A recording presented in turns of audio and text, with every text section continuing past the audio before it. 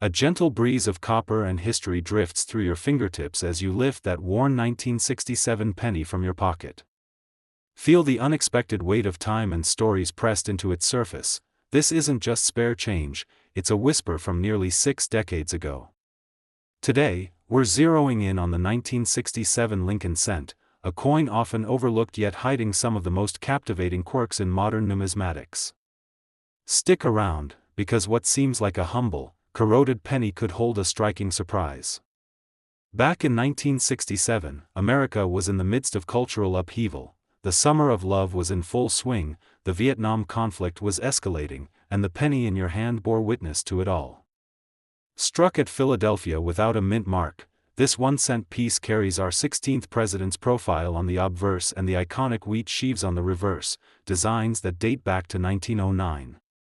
What makes the 1967 variety so intriguing isn't political turmoil, though, it's the subtle production choices and die characteristics that set certain specimens apart. First, let's talk composition. After the wartime steel penny of 1943 and the copper shortages of the 1960s, the mint finally settled on a 95% copper, 5% zinc alloy by 1967. That mix gives these coins a tendency to tarnish in distinct ways. Some turn a deep chocolate brown, others develop vivid red highlights where copper remains untouched. Collectors call these dirty pennies when heavy environmental exposure creates mottled surfaces, yet among those, you'll find rare survivors that avoided corrosion well enough to command serious attention. Now, what should you look for? Key identifying features include die doubling on the date and motto.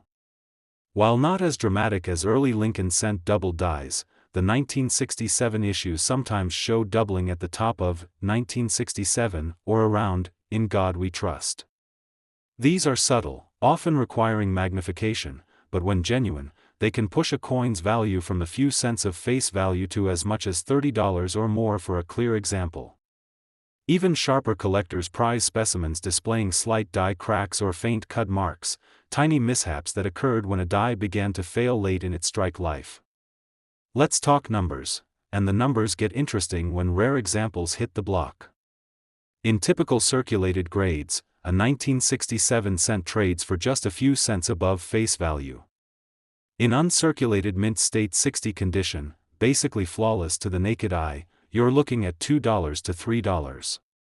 But take that piece up to MS65 with full, original red luster and flawless strike, and you could pay $20, even $30 quietly through dealer listings. Auction records push the ceiling higher. The richest examples, deep red, perfectly centered, with absolutely no punishable marks, have fetched over $150 at specialty penny auctions. One even rich find came from a Florida beachcomber who retrieved what appeared to be a dull, encrusted penny from the tide line. After a careful cleaning by a professional restorer, the coin revealed a crisp MS66 RD grade with vibrant toning that made headlines in numismatic circles. That single sale hammered at $280, proving that diligent research and a little luck can transform a dusty find into a headline grabber. Stories like this keep advanced collectors scanning pocket change for hidden treasures. The rarity story deepens when you consider condition-based value tiers. A well-circulated 1967 brown penny with heavy abrasions, common in circulation, will rarely top 50 cents at a table. But an uncirculated brown, RB, example in MS63 can elbow its way into the $8 to $12 range, with clear die lines on Lincoln's coat tails and the reverse wheat stalks intact. Meanwhile, red-brown, RBN, varieties in MS64 can climb into the $25 region. And if you see a red, RD, 1967 in MS65 or above, expect eye-watering prices that soar past $100. Beyond grades and dollars, this penny has tales to tell. Some collectors prize the so-called phenolic spots, tiny dark specks of oxidized zinc coating that form isolated islands on the surface. While technically a post-mint flaw, certain patterns of phenolic spotting have become sought-after quirks, almost like natural fingerprints that make each specimen unique. A set of coins showcasing identical spotting patterns was once the centerpiece of a regional show display, drawing crowds more fascinated by environmental art than face value.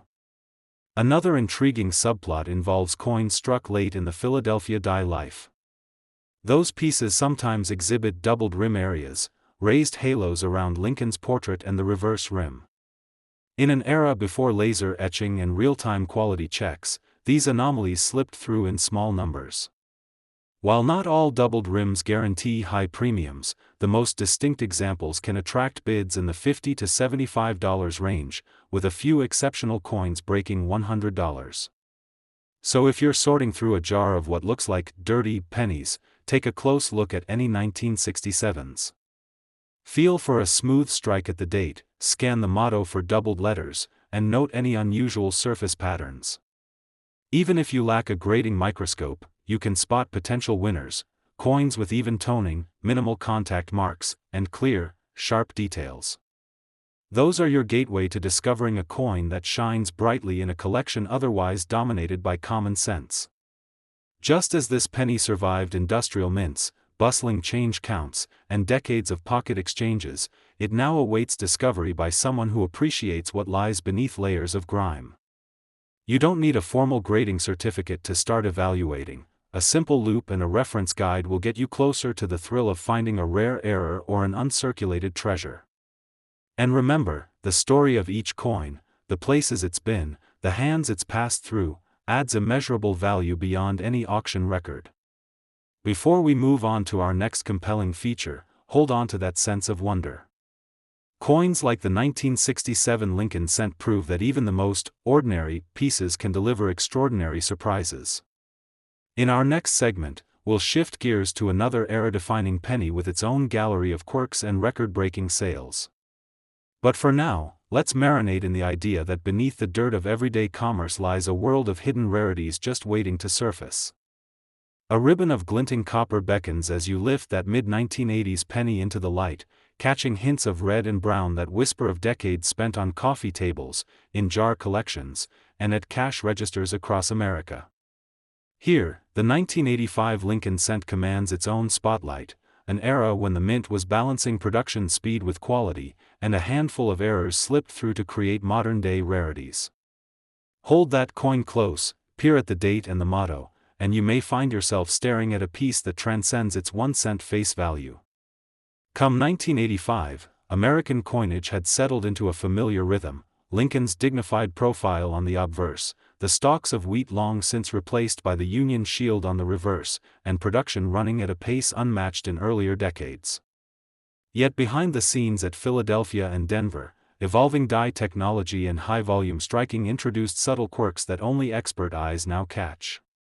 It was a moment when the nation was buzzing over new computer chips and blockbuster movie sequels, while the penny quietly continued its century-long reign in daily commerce. The metal recipe remained the same: 95% copper, 5% zinc blend, but that ratio began showing its age. Freshly struck 1985 cents often emerged with a bright, red surface that, left uncirculated, resisted toning for months. Once they entered pockets and change trays, the zinc content could react unevenly, yielding coins that turned ghostly gray or developed colorful russet hues. These patinas aren't just cosmetic, they can veil or reveal die details, so collectors prize examples that retain original red or red-brown coloration, especially when coupled with full mint luster. Key identifiers on the 1985 cent include doubling on the date and Liberty, as well as occasional die clashing between Lincoln's coat tail and the shield rim. Unlike more dramatic double die anomalies of earlier decades, these varieties demand a steady hand and magnification to spot slight shifts in the top of the P5, or a faint shadow beneath TY, in Liberty. If you find a specimen displaying these traits clearly, no matter how minor, the market assigns a curious premium. Even modest doubling can elevate a coin from face value to $10 or more among specialized penny dealers. Auction records for pristine 1985 cents reveal a surprising spectrum. In average circulated grades, these coins trade at or just above face value, reflecting their ubiquity. In Mint State 60, you'll see dealer quotes of around $1.50 to $2. Push up to MS 65, and the price can hover around $20, assuming the coin shows full red luster and no distractions. The very best examples, graded MS66RD, have crossed $100 in online auctions, especially when sold in lots that highlight their exceptional centering and unbroken mint sheen. A particularly memorable sale involved a cache of 1985 cents pulled from a safety deposit box untouched since the Reagan era. A collector had preserved roughly 200 pieces in pristine rolls, and when a few were tested for doubling and die cracks, several stood out. One MS67RD popped up on a major auction site and hammered for $230, thanks largely to its razor-sharp strike and flawless surfaces. That single coin transformed a forgotten stack of pocket change into a headline-grabbing treasure trove. Condition-based value tiers for 1985 cents show clear thresholds. A circulated brown coin with medium wear will rarely exceed 50 cents, regardless of minor die variety. A red-brown uncirculated example in MS63 may fetch $5 to $8, move into MS64RB, and you could see $12 to $15. Red specimens in MS65 can climb to the $30 to $40 bracket, with true red MS66 pieces pushing toward $75 or more. Collectors also note that coins exhibiting both strong red surfaces and faint die doubling command the highest bids, merging two desirable characteristics. Beyond numbers, this penny carries stories etched into its copper. Die polish lines sometimes intersect Lincoln's jaw, a subtle signature of maintenance crews buffing dies back into service. These fine hairlines, visible only under 10x magnification, add a network of micropatterns collectors affectionately call road maps. A display at a recent numismatic convention featured a sequence of 1985 cents showing progressive polish patterns, turning what many regard as common change into a visual study of mint practices. Another tale centers on the so-called spitting die. A handful of 1985 dies developed tiny cavities near the rim that ejected molten metal inconsistently, leading to small, raised blobs, spalls, on the coin's edge. These spalls, often dismissed by novices as damage, are genuine mint-made errors. Rarely exceeding a few millimeters in diameter, they can raise a coin's value by $5 to $10 if the rest of the surface remains undisturbed. Tracking down these spalled cents has become a mini-hunt for seasoned collectors. For your own collection, start by sorting through any jars or rolls of pennies for those with bright surfaces and unbroken rims. A used loop will help you catch faint doubling or minor spalls. Verify centering, too. A coin that showcases the full date and shield without cropping will always be more desirable.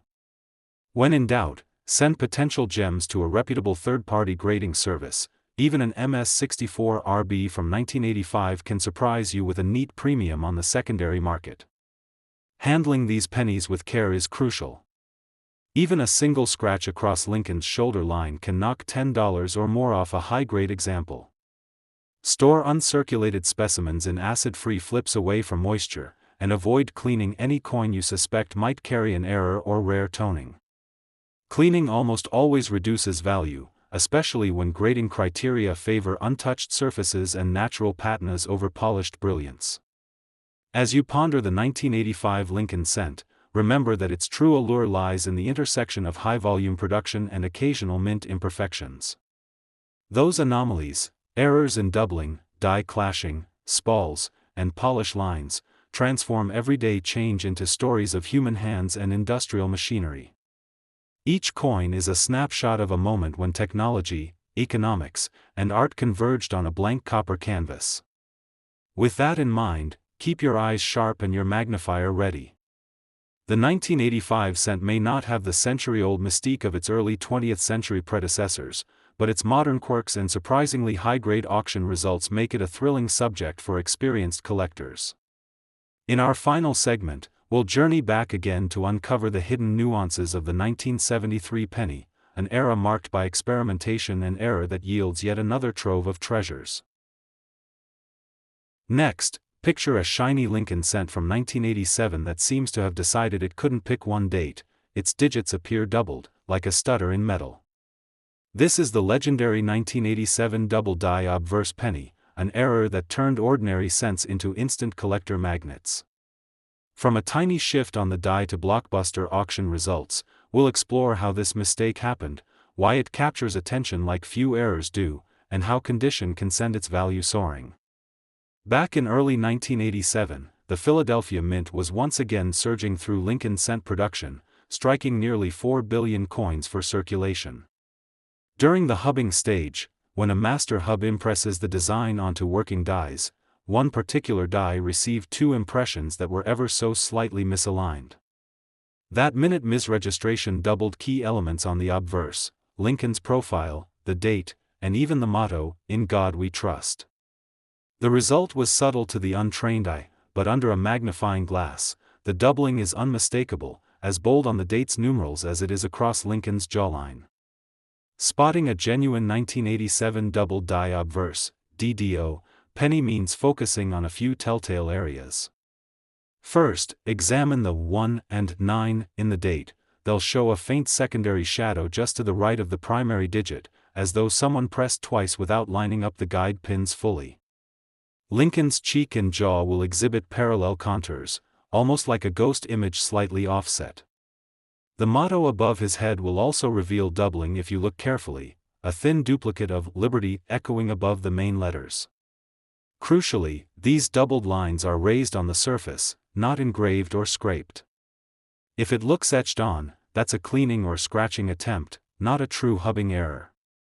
The rarity of the 1987 DDO stems from how few working dies carried the misaligned image into production before being retired. Estimates suggest just a handful, perhaps fewer than 50, of these error strikes escaped the press. Many were mixed into circulation and spent without notice, leaving only a comparative handful rescued by collectors once the error's fame spread in the early 1990s coin forums. Today, finding any 1987 DDO in mint state is like unearthing a nugget in your backyard, unexpected, thrilling, and potentially lucrative. Market values for this penny have climbed steadily as awareness of the error has grown.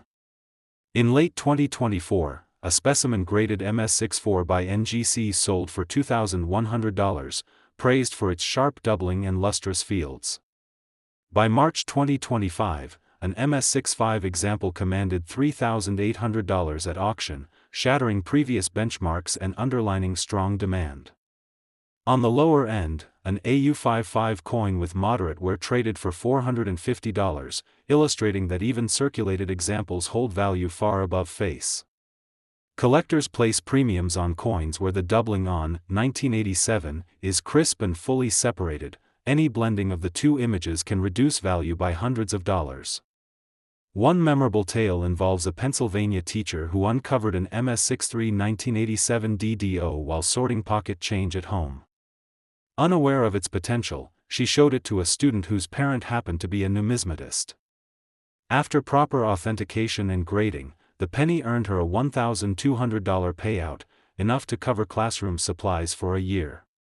Stories like this underscore the thrill of sudden discovery, an everyday cent turned treasure with just a closer look and a bit of expert guidance. Beyond auction results, academics and hobbyists alike have studied this error to understand die wear and hub alignment processes. Some have noted that the most dramatic examples display doubling not just on the date and motto, but faint doubling on Lincoln's coat buttons and even the wreath-like texture at the rim. These ultra-detailed instances are so rare that when one appears in an MS66 grade, collectors circle back with even deeper pockets. Values can approach $7,000 in those rarefied conditions. Assessing condition-based values for the 1987 DDO starts in circulated grades. In good, G4, through very fine, VF20, you might expect values between $75 and $150, mostly tied to the novelty factor of spotting doubling. As you move into extremely fine, EF40, and about uncirculated, AU50 to AU58, the value jumps to $200 to $500, with eye appeal and remaining luster playing key roles. Once a coin achieves mint state status, MS60 and above, every contact mark and hairline scratch gets magnified in its impact on price. An MS62 could sell around $1,000, while an MS64's crispness and reflectivity might net $2,000 or more. Graduations from MS65 upwards see exponential growth, reflecting both scarcity and collector competition. If you suspect a 1987 cent in your collection might be a DDO, resist the urge to flatten the doubling with chemicals or polishing. Those steps can destroy the raised doubling and drastically cut value. Instead, hold the coin under a strong light at an angle and use a 5x or stronger loupe to confirm the raised secondary images. Photographing the doubling side by side with a reference example can help non-experts see the difference. Should the evidence be compelling, submission to a top-tier grading service like PCGS, NGC, or ANAX can provide the certification you need to maximize the coin's market potential. Collecting the 1987 DDO penny is more than just chasing dollars, it's a lesson in how tiny mechanical misalignments can create pieces that capture imaginations decades later. Every scratch-proof slab that emerges from a grading lab tells a story of mint workers, quality controls, and the intricate dance between technology and error. It reminds us that perfection isn't always the goal. Sometimes the little quirk or slip is what makes a coin truly unforgettable. As you handle these pennies, pay attention not only to the doubled numerals but to the way light dances across those doubled lines. That interplay of shadow and shine is what draws collectors in, making them stare again and again, verifying that what they see is real. It's a moment of validation that bridges past and present, a 1987 piece of metal, struck with a mistake, now shimmering with desirability in a modern numismatist's collection. With this in mind, keep your eyes peeled next time you hold a Lincoln cent from the late 80s. Even if you don't find a DDO, learning to look for subtle raised doubling will make you a sharper collector. And you never know, your curiosity might reward you with a slabbed MS65 or better that turns a casual hobby into a serious investment. After you've savored the story of the 1987 double die obverse, get ready to travel forward another 8 years to the quirkiest dirty penny era of 1995, where coloration and die cracks combine to create a penny unlike any other.